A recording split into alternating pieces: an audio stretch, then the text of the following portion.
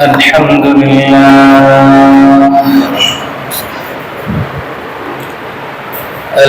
لله نحمده ونستعينه ونستغفره ونؤمن به ونتوكل عليه ونعوذ بالله من شرور أنفسنا ومن سيئات أعمالنا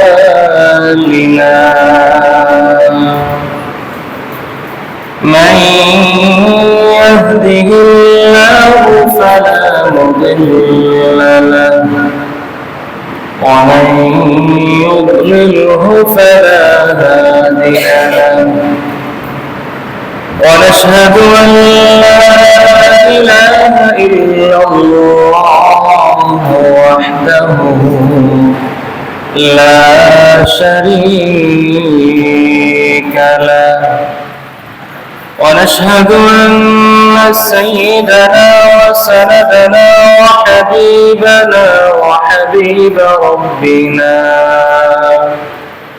وطبيبنا وطبيب قلوبنا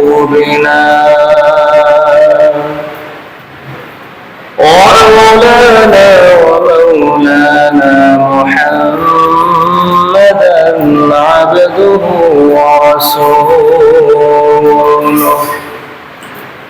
صلى الله تعالى عليه وعلى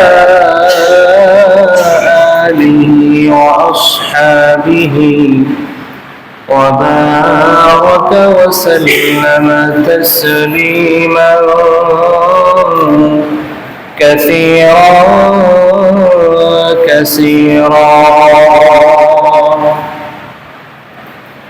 الذي أرسله الله تعالى بالحق إلى كافة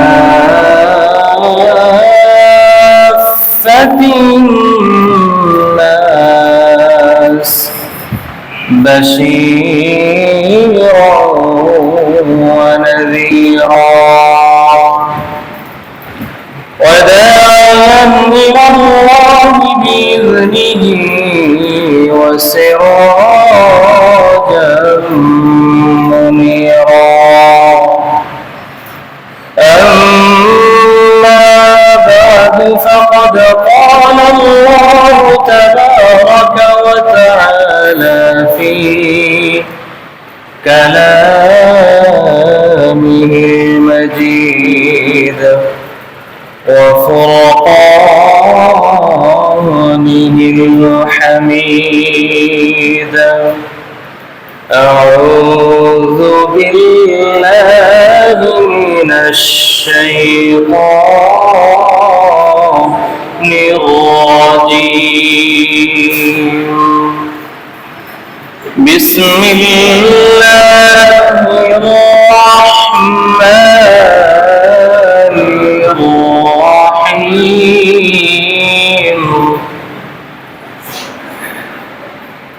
وإذ قال موسى لقومه يا قوم إنكم ظلمتم أنفسكم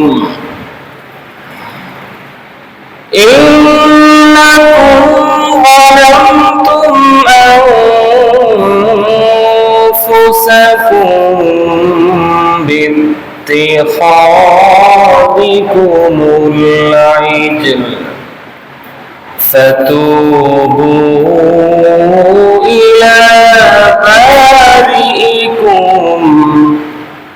فاقتلوا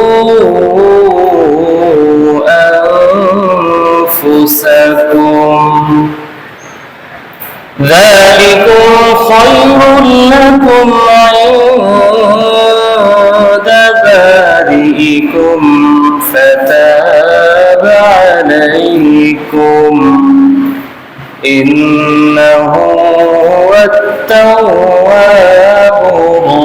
الرحيم صدق الله مولانا العظيم وصدق رسوله النبي الأمي الأمين الكريم ونحن على ذلك لمن الشاهدين والشاكرين والحمد لله رب العالمين درود شريف পড়ি সবাই اللهم صل على محمد وعلى آل محمد كما صليت على إبراهيم وعلى آل إبراهيم إنك حميد مجيد اللهم بارك على محمد وعلى آل محمد كما باركت على إبراهيم وعلى آل إبراهيم إنك حميد مجيد সম্মানিত মুসল্লিয়ানে কেরাম, আল্লাহ রাব্বুল আলামিন আমাদেরকে এশার নামাজ জামাতের সাথে আদায় করার পর আল্লাহর ঘর মসজিদে কোরআনে কারীমের তাফসীরের মজলিসে কোরআনের ভালোবাসা নিয়ে বসার তৌফিক দান করেছেন। এজন্য সবাই রব্বুল আলামিনের দরবারে মন প্রাণ খুলে শুকরিয়া আদায় করি, আলহামদুলিল্লাহ। পবিত্র কোরআনুল কারীমের ধারাবাহিক তাফসীর সূরা বাকারার ধারাবাহিক তাফসীর আমরা এ পর্যন্ত সূরা বাকারার 53 নম্বর আয়াতের তাফসীর শুনে ফেলেছি। আজকে আমরা সূরা বাকারার 54 নম্বর আয়াতের তাফসীর শুনবো ইনশাআল্লাহ। আল্লাহ আমাদেরকে শেষ পর্যন্ত ধৈর্য সহকারে কোরআনের ভালোবাসা নিয়ে সওয়াবের নিয়তে বসার তৌফিক দান করেন, সবাই বলেন আমিন। সূরা বাকারার 54 নম্বর আয়াতে আল্লাহ রাব্বুল আলামিন কি বলতেছেন আমরা শুনি সবাই। রব্বুল আলামিন বলেন, ওয়াইদ ক্বালা মূসা লিকওমিহি, স্মরণ করুন যখন মূসা আলাইহিস সালাম তার কওমকে, তার সম্প্রদায়কে বললেন, কি বললেন? ইয়া কওমি ইন্নাকুম যালামতুম আনফুসাকুম। মূসা আলাইহিস সালাম তার কওমকে বললেন, হে আমার সম্প্রদায়, ইন্নাকুম যালামতুম আনফুসাকুম, নিঃসন্দেহে তোমরা তোমাদের নফসের উপর জুলুম করেছো। হে আমার সম্প্রদায়, নিঃসন্দেহে তোমরা তোমাদের নফসের উপর জুলুম করেছো। কিভাবে? বিত্তিখাযিকুমুল ইজলা, ওই যে আগের আয়াতে আমরা পড়ছিলাম, তারা গরুর বাছুরকে উপাস্য রূপে গ্রহণ করেছিল। মূসা আলাইহিস সালাম তার সম্প্রদায়কে বললেন, হে আমার কওম, তোমরা তোমাদের নফসের উপর জুলুম করেছো গরুর বাছুরকে উপাস্য রূপে গ্রহণ করার কারণে। অতএব তোমাদের দায়িত্ব হলো ফাতুবু ইলা বারিকুম, তোমরা তোমাদের রব আল্লাহ তাবারাকা ওয়া তাআলার কাছে তওবা করো। তোমাদের এই গুনাহের জন্য, এই অপরাধের জন্য ফাতুবু ইলা বারিকুম, আই ফাতুবু ইলা খালিকিকুম, তোমরা তোমাদের খালিক সৃষ্টিকর্তা আল্লাহ রাব্বুল আলামিনের কাছে তওবা করো। তওবা কিভাবে করবা তোমরা? তোমাদের তওবার সিস্টেম হলো ফাকুতুলু আনফুসাকুম, তোমরা একে অন্যকে হত্যা করে ফেলো, তোমরা তোমাদেরকে হত্যা করে ফেলো। তওবার সিস্টেম হলো তোমরা তোমাদেরকে হত্যা করে ফেলবা।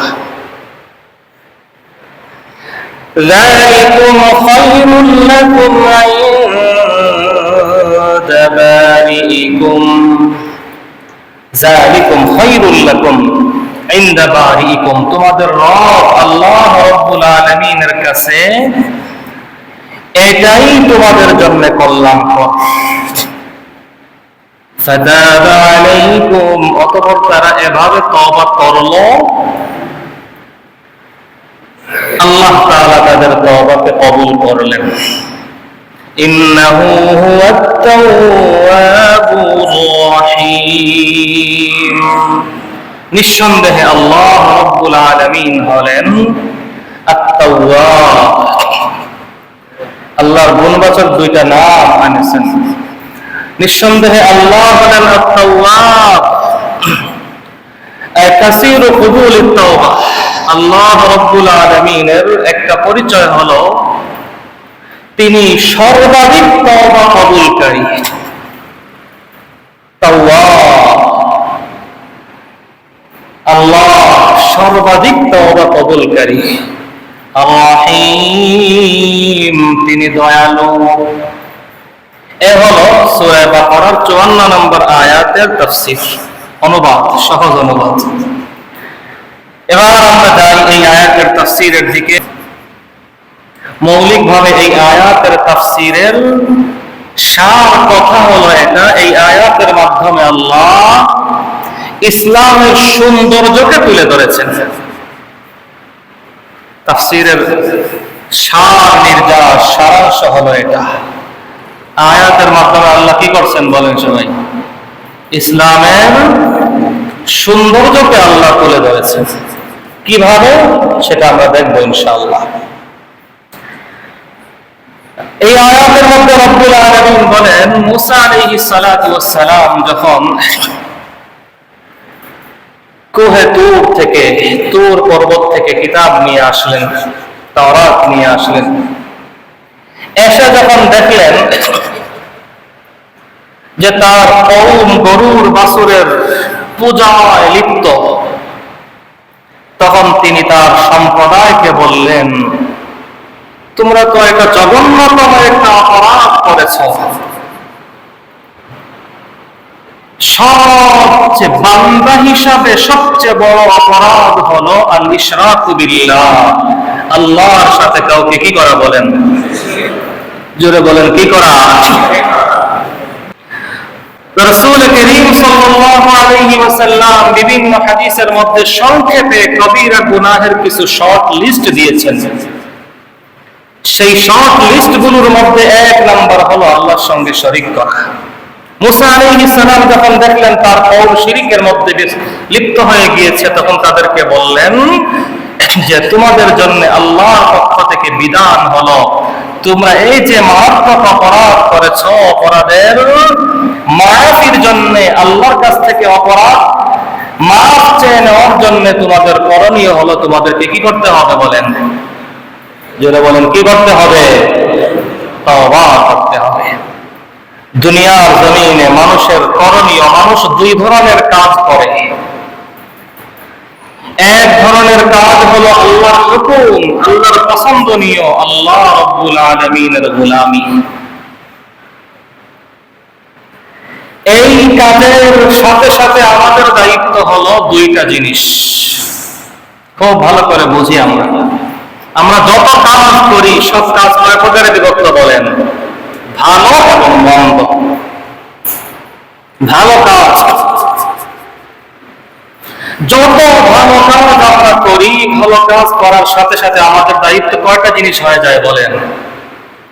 দুইটা জিনিস। এক নম্বর হলো ভালো কাজ করার সাথে সাথে রব্বুল আলামিনের দরবারে শুকরিয়া আদায় করা। কি আদায় করা বলেন? শুকরিয়া আদায় করা। আমি একটা ভালো কাজ করার সঙ্গে সঙ্গে যদি আমার মাওলার আল্লাহর দরবারে শুকরিয়া আদায় করি, রব্বে করিম খুশি হয়ে যান। আরশে আজিমের মালিক আল্লাহ যেন আমাকে বলেন, ও বান্দা, আমি তোমাকে এশার নামাজ জামাতের সাথে আদায় করার তৌফিক দিলাম, আমি তোমাকে মাগরিবের নামাজ জামাতের সাথে আদায় করার তৌফিক দিলাম।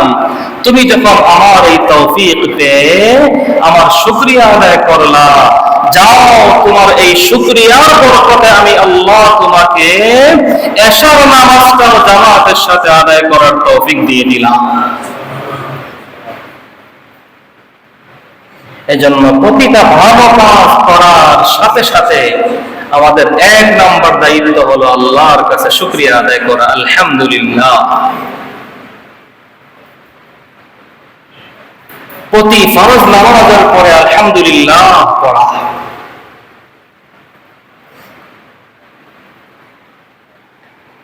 প্রতিটা নেক আমল ভালো কাজ করার পরে দ্বিতীয় যেই দায়িত্ব আমাদের, সেই দায়িত্ব হলো আল্লাহর কাছে দোয়া করা যেন ভালো কাজটা কবুল হয়ে যায়।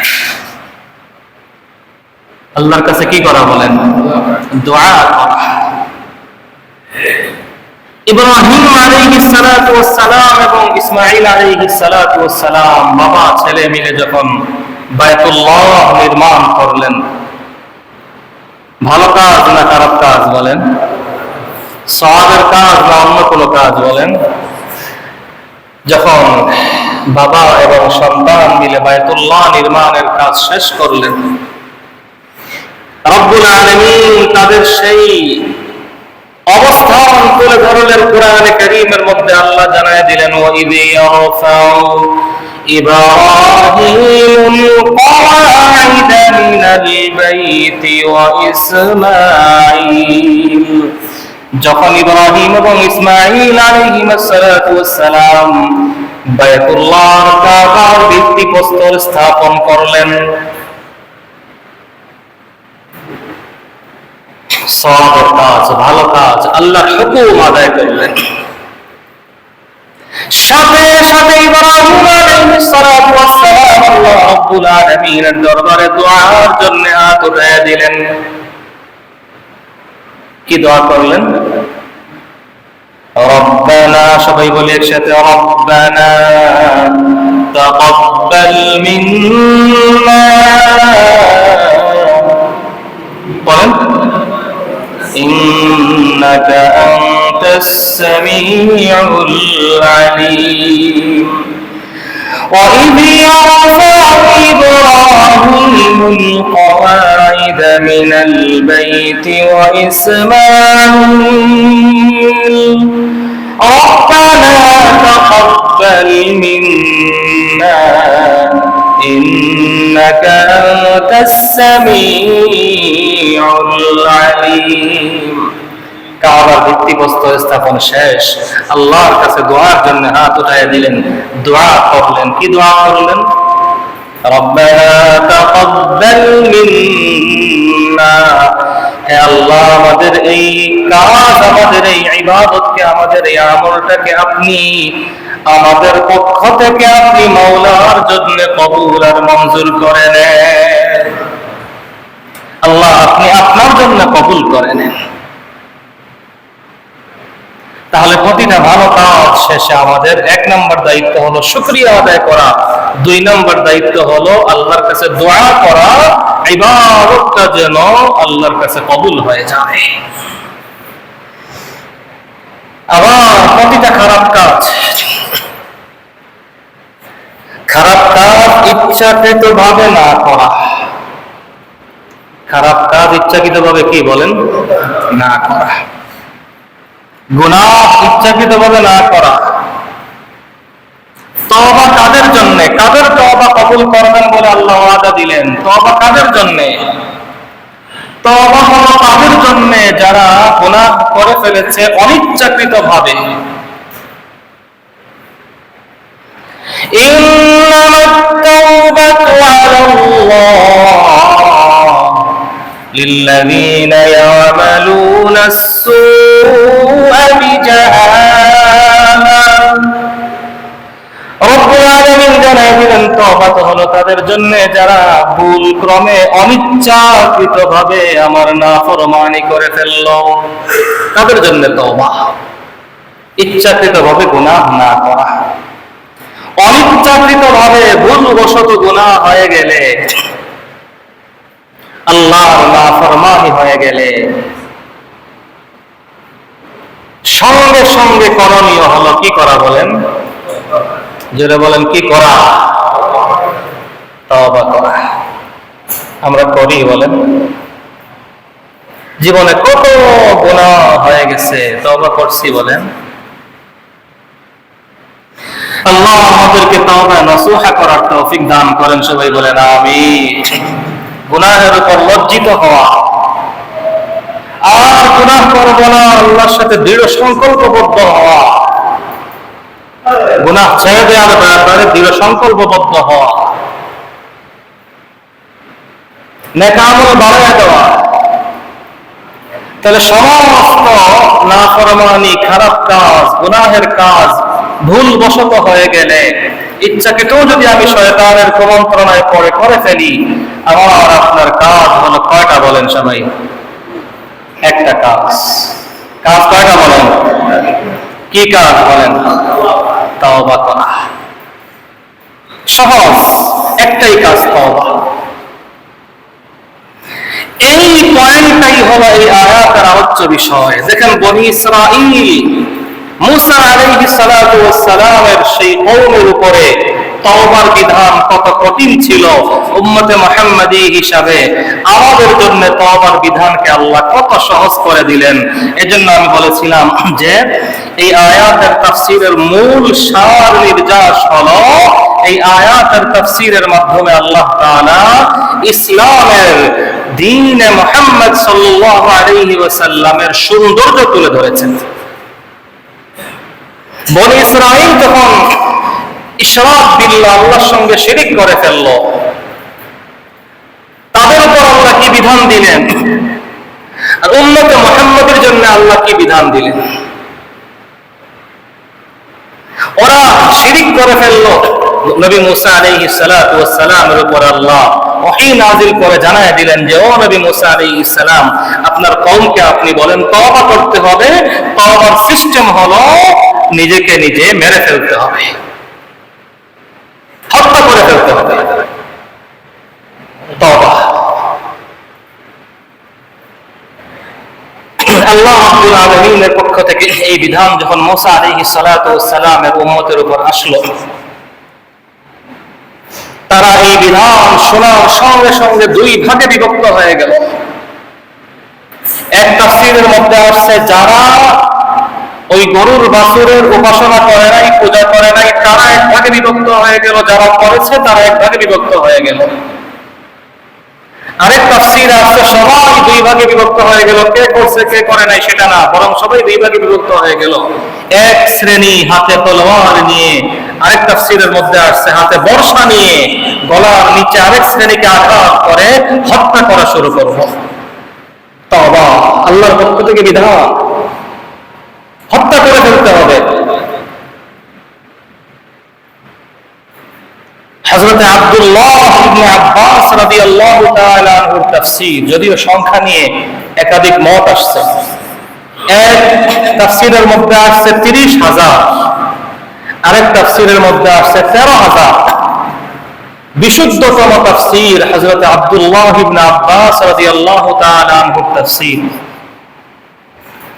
হযরত আব্দুল্লাহ ইবনে আব্বাস রাদিয়াল্লাহু তাআলা আনহুর তাফসীর অনুযায়ী এভাবে তারা একে অন্যকে যখন হত্যা করা শুরু করলো, একজন আরেকজনকে হত্যা করতেছে তওবা হিসাবে, আল্লাহর বিধান পালন করার জন্য। নবী বলেছেন আল্লাহর বিধান পালন করার জন্য একজন আরেকজনকে হত্যা করতেছে, যে যাকে সামনে পাচ্ছে সে তাকে হত্যা করতেছে। হাত্তা বালাগা ৭০,০০০। হযরত আব্দুল্লাহ ইবনে আব্বাস বলেন এভাবে হত্যা করতে করতে করতে করতে নিহতের সংখ্যা গিয়ে দাঁড়ালো ৭০,০০০। কত হাজার বলেন? ৭০,০০০।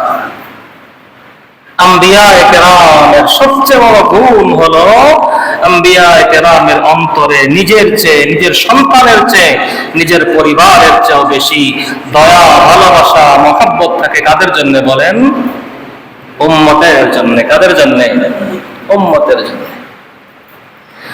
মুসা আলাইহিস সালাতু ওয়াস সালাম আল্লাহ রাব্বুল আলামিনের দরবারে হাত উঠিয়ে কান্না করা শুরু করে দিলেন। রব্বুল আলামিন, এইভাবে যদি আমার উম্মত বনী ইসরাঈলের মধ্যে হত্যার ধারাবাহিকতা চলতে থাকে, ইন্নাহুম সায়াহলিকুন, আল্লাহ, আমার তো আশঙ্কা হচ্ছে অচিরেই বনী ইসরাঈল দুনিয়ার জমিন থেকে বিদায় নিয়ে নেবে। রব্বুল আলামিন বললেন, ঠিক আছে যান, আমি আপনার দোয়া কবুল করলাম, ওদেরকে বলেন থামতে, ওরা যেন থেমে যায়। শুধু ওদের আপনার দোয়া আমি কবুল করলাম এমনটা না, আল্লাহ রাব্বুল আলামিন এই সূরা বাকারার 54 নম্বর আয়াতে বলতেছেন, ফাতাবা আলাইকুম, তাদের তওবা আমি আল্লাহ কবুল করলাম। মুফাসসিরিনে কেরাম তাফসীরের মধ্যে লেখেন, আল্লাহ রাব্বুল আলামিনের নবী মুসা আলাইহিস সালাম যখন তওবার জন্য, দুআর জন্য আল্লাহ দরবারে হাত উঠিয়ে কান্না শুরু করে দিলেন, রব্বুল আলামিন জানায় দিলেন, ও নবী মুসা আলাইহিস সালাম, আপনি তো আমার বড় মহব্বতের নবী, বড় প্রিয় নবী, বড় ভালোবাসার নবী, আপনার দোয়া আমি আল্লাহ কবুল করলাম এবং আপনার দিলের চাহিদা অনুযায়ী আপনাকে আমি পাশাপাশি আরেকটা সুসংবাদও জানায়া দিলাম। এ পর্যন্ত যে বা যারা, যাদেরকে এই যে সংখ্যায় 70,000 হোক, বিশুদ্ধতম তাফসীর, যে 70,000 মানুষ দুনিয়ার জমিন থেকে বিদায় নিয়ে চলে গেছে, নিহত হয়েছে, এদের সবাইকে আমি আল্লাহ শহীদ হিসাবে কবুল করে নিলাম, এদেরকে আমি শাহাদাতের মর্তবা দিয়ে দিলাম।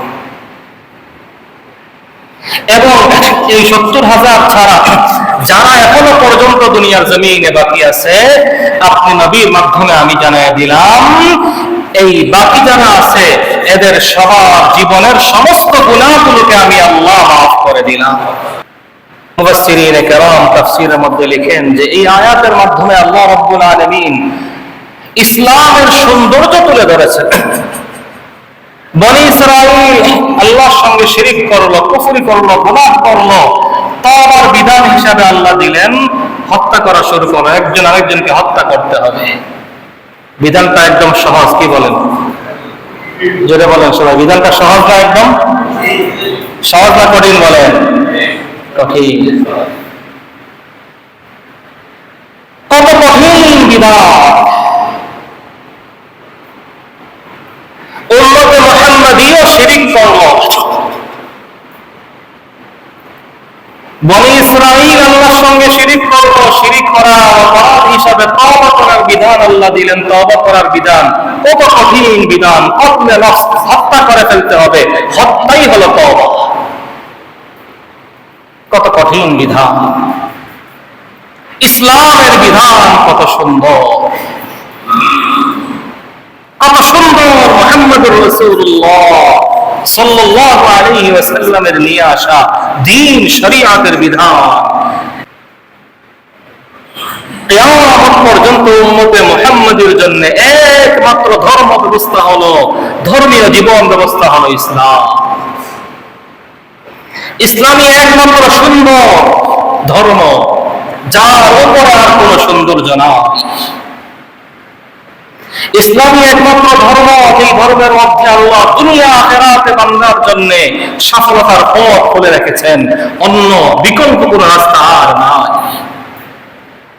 কত সুন্দর মুহাম্মদুর রাসূলুল্লাহ সাল্লাল্লাহু আলাইহি ওয়াসাল্লামের দ্বীন এবং শরীয়তের বিধান রাসূল জানায় দিলেন যে, ও আমার উম্মত, শিরিক করে ফেলেছো, গুনাহ করে ফেলেছো, একটাবার শুধু মনে প্রাণে আল্লাহকে সাক্ষী রেখে জবান দিয়ে কালিমা তাওহীদ পড়ো, লা ইলাহা ইল্লাল্লাহু মুহাম্মাদুর রাসূলুল্লাহ।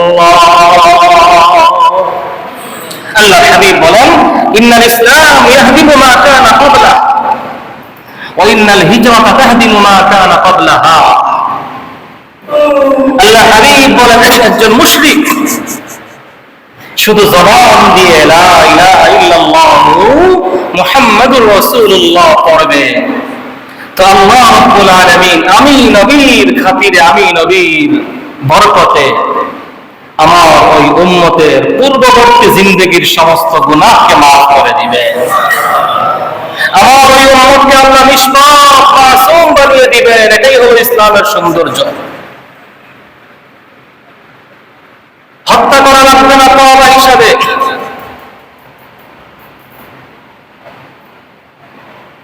রাসূল করিম সাল্লাল্লাহু আলাইহি ওয়াসাল্লামের কাছে একজন আসছেন, বুখারী মুসলিমের হাদিস, মুশকাত শরীফের হাদিস। এসে বলছেন, ইয়া রাসূলুল্লাহ ইন্নী আসাবতু হাদ্দান ফাকিম আলাইয়া কিতাবাল্লাহ।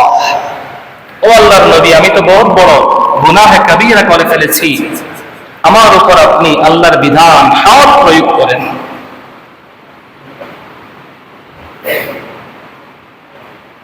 এক riwayat-এর মধ্যে আসছে, জিনা ব্যভিচারের অপরাধে আমি অপরাধী হয়ে গেছি, ইয়া রাসূলুল্লাহ আমার উপর আপনি হাদ প্রয়োগ করেন, ইসলামের বিধান প্রয়োগ করেন। রাসূল ফাসাকাতান নবী সাল্লাল্লাহু আলাইহি ওয়াসাল্লাম, নবীজি চুপ, কিচ্ছু বলেন না।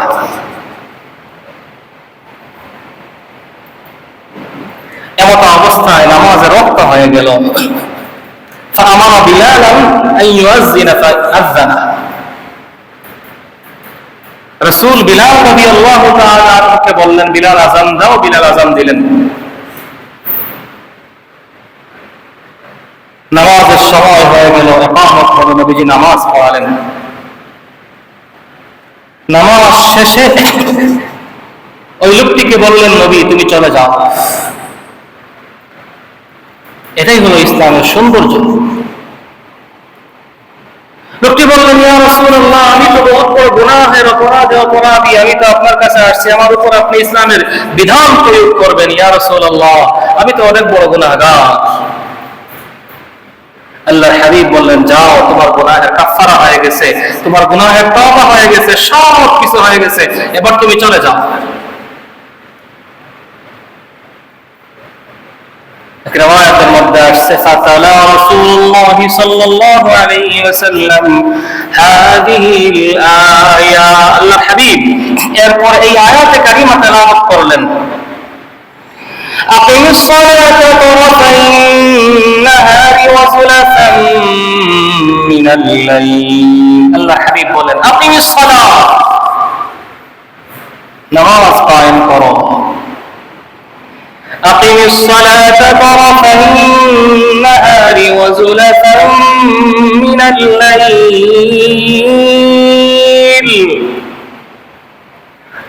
আল্লাহ রাব্বুল আলামিন জানিয়ে দিলেন, ও আমার বান্দারা, নামাজের বিধান, নামাজ কায়েম করো। ওই লোকটিকে সম্বোধন করে আল্লাহর হাবিব কোরআনের এই আয়াত তেলাওয়াত করলেন। আয়াতের শেষ অংশে আল্লাহ বলতেছেন, ইন্নাল হাসানাত ইউযহিবুনাস সাইয়্যাত। নিঃসন্দেহে নেক আমলের উসিলায়, নেক আমলের মাধ্যমে আল্লাহ তাআলা বান্দার বদ আমলগুলো, গুনাহগুলো maaf করে দেন। ও মিয়া, তুমি যে গুনাহ করে আমার কাছে আসছিলা, এই যে নামাজ পড়লা আমার সাথে আদায় করা নামাজের উসিলায় আল্লাহ তোমার সেই গুনাহকে maaf করে দিয়েছে। দেখেন উম্মতে মুহাম্মাদীর ইসলাম কত সুন্দর। ওয়ালাউ আন্নাহুম যালামু আনফুসাহুম জাউকা ফাস্তাগফিরুল্লাহ ওয়াস্তাগফারা লাহুমুর রাসূল। রব্বুল আলামিন জানায় দিলেন, ও আমার নবী, আপনার উম্মতরা যদি কোনো গুনাহ করে, কোনো অপরাধ করে আপনার কাছে আসে, সেই উম্মতের জন্য যদি আপনি একটু আমার কাছে বলেন যে আল্লাহ আমার এই উম্মতটা না জেনে ভুল করে ফেলেছে, আপনি শুধু বলতে দেরি হবে, আপনার উম্মতের জিন্দেগীর গুনাহ আমি আল্লাহ মাফ করতে দেরি করব না। নবী দুনিয়ার জমিন থেকে বিদায় নেওয়ার সময় কাঁদতেছেন, জিবরিল আমিন বললেন, ইয়া রাসূলুল্লাহ, আপনার কান্নার কারণটা কি? নবী বললেন, ও জিবরিল, এতদিন তো বিধান ছিল আমার উম্মত গুনাহ করে আমার কাছে আসবে, আমি আমার আল্লাহর সঙ্গে একটু যোগাযোগ করব, আমার উসিলা, আমার বরকতে আমার আল্লাহ আমার উম্মতের গুনাহ মাফ করে দিবেন। এখন তো আমি দুনিয়া থেকে বিদায় নিয়ে নিচ্ছি, আমার উম্মতের কি উপায় হবে? রব্বুল আলামিন জানায়া দিলেন যে, ও আমার নবী, আপনি দুনিয়া থেকে বিদায় নিয়ে নিচ্ছেন, আপনি আপনার উম্মতের জন্য আমার কাছে মাফ চাওয়ার রাস্তা যদিও বন্ধ হয়ে যাচ্ছে, ফাস্তাগফিরুল্লাহ, আমি আল্লাহ রব্বুল আলামিন আপনি নবীর জবানে আমার কাছে আমার আপনার উম্মতের জন্য ক্ষমা প্রার্থনার দুয়ার যদিও বন্ধ করে দিচ্ছি, কিন্তু তাদের নিজের জবানে তাদের গুনাহগুলোর জন্য আমি আল্লাহর কাছে ক্ষমা চাওয়ার রাস্তা কিয়ামত পর্যন্ত আমি আল্লাহ খোলা রেখে দিলাম। ইয়া ইবনা আদম লাউ বালাগাত যুনুবুকা আনানা আস-সামা, মুসলিম শরীফের হাদিস, হাদিসে কুদসি। রব্বে করিম জানায় দিলেন যে, বনি আদম, তোমার জীবনের গুনাহগুলো যদি জমিন থেকে নিয়ে ভরপুর হতে হতে ভরতে ভরতে একদম আসমান পর্যন্ত চলে যায়, সুম্মা আতাইতানি, এরপর তুমি যদি আমার কাছে আসো, এসে যদি আমার কাছে শুধু জবান দিয়ে বলো আস্তাগফিরুল্লাহ ইন্নাল্লাহা গফুরুর রহিম, শুধু এতটুকু যদি জবান দিয়ে বলো, লা গাফারতু লাকা ওয়া লা উবালি, রব বলেন, ও আমার বান্দা, তুমি জবান দিয়ে শুধু বলবা আস্তাগফিরুল্লাহ ইন্নাল্লাহা গফুরুর রহিম, ও বান্দা, তুমি বলতে দেরি হবে, তোমার জমিন থেকে নিয়ে আসমান পর্যন্ত গুনাহ মুহূর্তের মধ্যে আমি আল্লাহ মাফ করে দিব। আমি আল্লাহ তো সব সময় তোমার গুনাহ মাফ করার জন্য প্রস্তুত। ইয়া ইবাদি আল্লাযীনা আসরাফু আলা আনফুসিহিম, কত সুন্দর এই ধর্ম, কত সুন্দর এই ইসলাম, কত সুন্দর মুহাম্মদুর রাসূলুল্লাহ সাল্লাল্লাহু আলাইহি ওয়াসাল্লামের নিয়ে আসা দ্বীন। গুনাহ করে ফেলেছি, আমাকে আবার মেরে ফেলতে হবে না, আমি আমার নিজেকে হত্যা করে ফেলতে হবে না। আপনি গুনাহ করে ফেলেছেন, আপনাকে কি হত্যা করে ফেলা লাগবে না, শুধু একবার জবান খুলে আমার মাওলার কাছে মাফ চাইবো, ইস্তিগফার করব। রব বলেন, ও বান্দা, তুমি শুধু ইস্তিগফার করতে দেরি হবে, আমি আল্লাহ তোমার জীবনের গুনাহ মাফ করতে দেরি করব না। এটাই তো হলো দ্বীনে মুহাম্মাদি, শরীয়তে মুহাম্মদ সাল্লাল্লাহু আলাইহি ওয়াসাল্লামের সৌন্দর্য, ইসলামের সৌন্দর্য এটাই। রব্বুল আলামিন আমাদেরকে এই সুন্দর ইসলামের প্রতিটা বিধান মওত পর্যন্ত পালন করার তৌফিক দান করুন, আমিন। ওয়া আখিরু দাওয়ানা আলহামদুলিল্লাহি রাব্বিল আলামিন।